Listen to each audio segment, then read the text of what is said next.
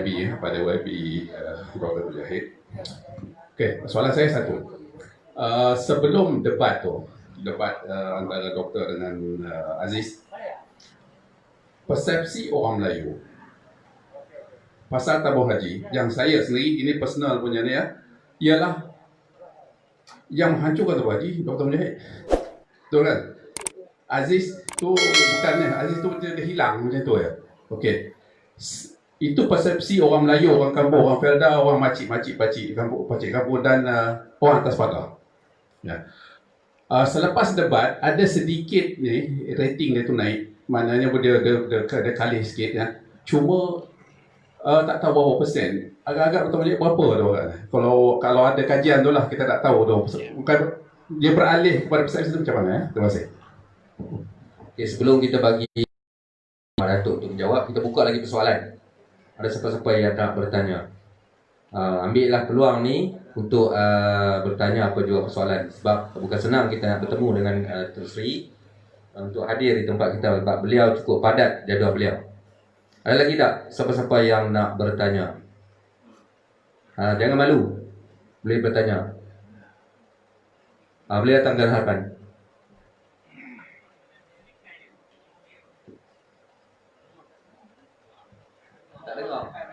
Boleh datang hadapan, jangan malu. Ya, Assalamualaikum warahmatullahi wabarakatuh. Saya nak tanya satu soalan ringkas. Apa pendirian Pakatan Harapan dengan parti yang ditubuhkan oleh Tun Mahathir soal pembagian kursi untuk memastikan pilihan raya nanti pertubungan satu lawan satu. Itu saja, terima kasih. Okey, ada lagi? Kalau tak ada, saya dah bagi kepada Yang Amat Datuk untuk menjawab dua persoalan tadi. Boleh saya duduk ya? Baik, terima kasih kepada dua penyoal kita.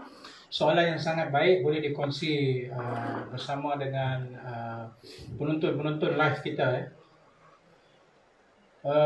Soal tabung haji itu memang tidak dinafikan, kerana bila saya ambil alih, satu tugas besar saya ialah kita terpaksa pulihkan tabung haji. Kalau istilah yang saya pakai, kita sepatutnya stop the bleeding. Masa tu dah bleeding teruk, sebab apa alasan bleeding dia?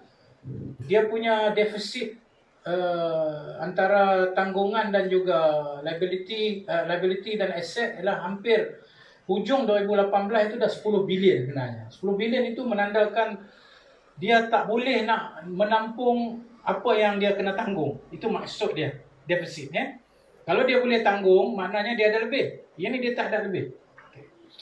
Yang kedua ialah saya punya concern waktu itu, macam mana saya nak buat keluar hibah ataupun dividen. Sebab selalunya setiap tahun dividen ni tinggi. Yang akhir saya ambil, saya pegang 2018, 2017 punya dividen itu diisytiharkan untuk 2016 7%. Tinggi. Dan waktu itu sebenarnya nak dekat pilihan raya. 2018, untuk 2017, minta maaf, 2018 dia keluarkan dividen sebelum pilihan raya. Saya tak boleh keluar dividen kalau aset dia kurang daripada liability, defisit lah. Maknanya saya tak boleh, sebab itu akta. Maka kita berhempas ke waktu itu untuk selesaikan masalah gap defisit yang besar dan juga dividen yang kita sudah jangka akan bagi rendah, iaitu 1.25%. Dan kita tahu bahawa kita akan kena hentam. Tapi saya sebagai doktor waktu itu, saya kata doktor ni umpama. Sebab saya bukan doktor perubatan. Cuma saya bagi analogi. Kalau saya doktor, saya nak kena selamatkan dia. Memanglah sakit lah. Tapi yang penting dia sihat lepas tu. Maka saya terpaksa buat keputusan yang berat. Dan di sinilah yang saya diserang waktu itu. Saya diserang sebab saya nak selamatkan keseluruhan deposit 9 juta pendeposit dan 74 bilion hampir nilai deposit yang ada. Aset tabung haji ni banyak. Tapi aset sakit. Bila aset sakit, kita terpaksa tanggung kos. Saham jatuh. Saham dia tak semestinya naik. Masa beli itu macam FGV. Kita beli dulu RM1.80 ke RM1.50. Tapi kami dipaksa beli waktu itu ketika duit saham jatuh 80%. Confirm rugi. Itu tak cerita lagi kita dalam saham-saham yang dalam syarikat yang langsung kita kena tutup kedai terus. Rugi sampai 400 juta. Jadi kalau saya teruskan tanpa ada satu pemulihan akan jadi masalah. Tapi decision itu memang difficult decision. Difficult decision.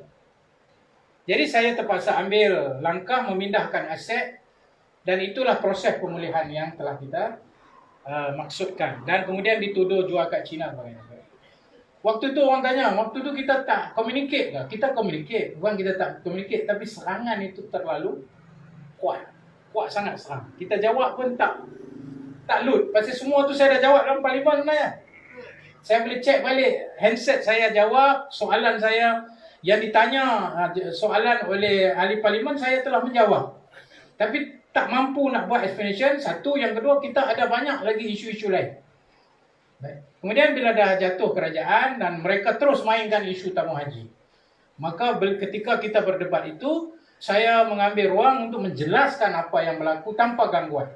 Dan disitulah tadi disebut oleh saudara kita, memang benar persepsi yang dulunya dikatakan saya yang melingkupkan tabung haji, apabila berdebat secara open dengan fakta yang kita sediakan, dia punya berapa dollars and cent dia, sebab kenapa kita ambil langkah itu, orang ramai sudah sedar. Macam saya kata, pertama kali dalam sejarah, debat itu ditonton oleh 2 juta hingga sekarang. Pada waktu live itu yang ditonton hampir malam itu saja dah 100,000 lebih. Malam itu saja.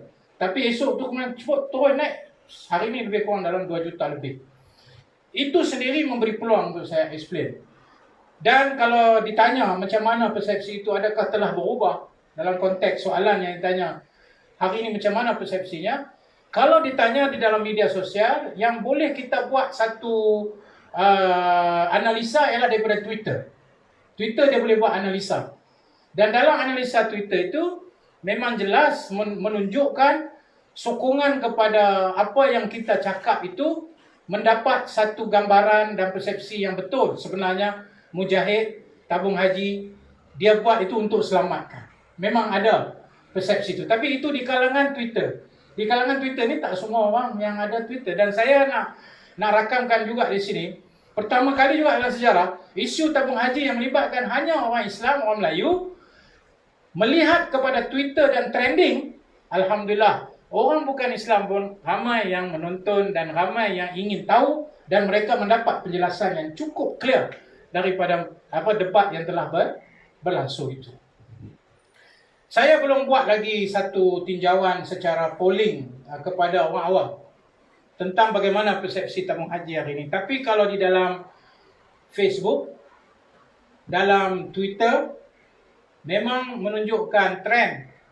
Kalau dilihat ada seorang tu, Syahrizad tu, dia ada buat satu poll. Di mana dalam polling itu, di mana dia punya, kita panggil, yang menyertai polling itu, ya, ialah sebanyak 5,000 lebih. Dalam polling itu, dari segi persepsi yang kata jelas tentang tabung haji ini, antara saya dengan Aziz, saya mendapat, tak silap saya, 91%. Dia mendapat 9%. Kalau itulah digambarkan dalam konteks media sosial sebagai satu shift kepada understanding yang telah berubah, itu boleh dijadi kayu pungkur. Tapi saya rasa mungkin dalam waktu yang terdekat kita kena juga buat polling di peringkat orang awam, di orang kampung, sejauh mana penjelasan yang saya buat itu telah memberi kesan kepada mereka. Jadi jawapannya, saya tidak ada bukti secara saintifik yang menyatakan orang Melayu berapa peratus telah menerima apa yang kita buat. Saya hanya menunjukkan indikator daripada Twitter dan sebahagian daripada social media, iaitu Facebook, yang positif kepada saya sendiri secara peribadi. Yang orang, kalau saya boleh buat kayu pengukur, orang yang biasa yang bukan dari parti, dia bukan daripada mana-mana parti, tapi dia mai beritahu, dia kata setelah mendengar tu saya clear lah ni. Tapi itu bukan indikator umum lah. Itu individu yang mai respon secara peribadi, sama ada dia hantar mesej atau dia jumpa saya di mana-mana. Saya pun tak tahu hari ni saya jadi selebriti. Saya pergi isi minyak, Datuk nak tangkap gambar ni siapa? Saya tengok Datuk depan. Maknanya dia bukan parti, tapi dia orang awam. Ya, kadang-kadang nak masuk bilik ayam, nak pergi toilet. Kita ada beratak Nabi, Datuk tangkap gambar tak? Lah, nak pergi bilik ayam, tangkap gambar. Maknanya mereka ni bukan orang parti, kita tahu mereka orang parti. Dia orang awam. Mungkin itu, kalaupun tidak menjawab keseluruhan, tapi boleh menjadi indikator bahawa debat itu telah berjaya mengubah sebahagian persepsi yang negatif kepada usaha yang kita buat dalam pemulihan. Termasuklah jawapan-jawapan parlimen yang kita war-warkan tentang kejayaan-kejayaan pemulihan yang telah kita buat. Ada pun soalan tentang bagaimana sikap Pakatan Harapan kepada pejuang. Parti yang telah ditubuhkan oleh Tun Mahathir setelah mereka semua, 5 orang daripada mereka yang telah dibuang daripada Bersatu. Itu dah ramai lagi yang peringkat cawangan dan peringkat bahagian yang telah dipecat daripada parti. Mereka membuat pejuang. Stand kita tanya pejuang dulu sebelum saya jawab stand kita. Pejuang dengan jelas menyatakan semasa mereka blok Mahathir, dia panggil diri dia blok Mahathir, adalah bebas. Bebas maknanya dia tidak terikat sama ada dengan Pakatan Harapan atau dengan sesiapa. Dia sendiri sebut, dia bebas. Yang kedua, kita menyatakan bahawa oleh kerana pejuang ni mempunyai satu pendekatan yang jelas menentang rasuah, di mana kita juga ada kepentingan yang sama untuk menentang rasuah, maka tidak ada halangan untuk kita mencari titik pertemuan antara pejuang dengan Pakatan Harapan. Dan sudah tentu dia akan bagi kesan. Contohnya pilihan raya nanti macam mana? Dari segi pembagian kursi, adakah mereka akan bertanding sehingga jadi 3 penjuru? Perkara itu akan dibincangkan dalam Pakatan Harapan. Cuma satu bottom line kita. Satu saja bottom line yang kita kena bersetuju bersama, iaitu kita sama-sama menentang Perikatan Nasional. Itu kena clear. Jadi apa saja yang mengganggu usaha menentang atau berlawan dengan perikatan kerana rasuah dia dan sebagainya, dan kegagalan dia untuk mentadbir negara dan sebagainya, maka kita akan cari titik yang lebih besar itu. Adapun hari ini kita tunjuk contoh di PRK kita kata Slim Amanah, kita dah macam disebut oleh Abang Man tadi, kita dah ada jadual. Saya sendiri baru kemarin 2 hari sudah saya turun untuk membantu calon kita di sana. Dan beberapa pimpinan Parti Amanah juga turun. Ahli Parlimen PKR di situ, Likang juga memberikan sokongan dia kepada semua petugas-petugas di sana. Begitu juga dengan mungkin DAP, kerana DAP ada satu don di situ yang DAP bertanding, mungkin ada kesan dia untuk bagi pengaruh kepada yang pengundi bukan Melayu di Don Slim. Jadi saya melihat ini titik-titik yang baik untuk kita melihat bagaimana kerjasama itu boleh kita buat. Bottom line, kita punya lawan satu. So kita kena pastikan satu lawan satu. Okey, sekian, terima kasih.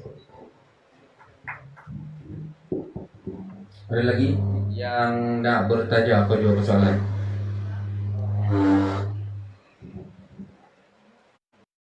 Kita buka lagi ruang kalau ada, sebelum kita nak tutup majlis ni.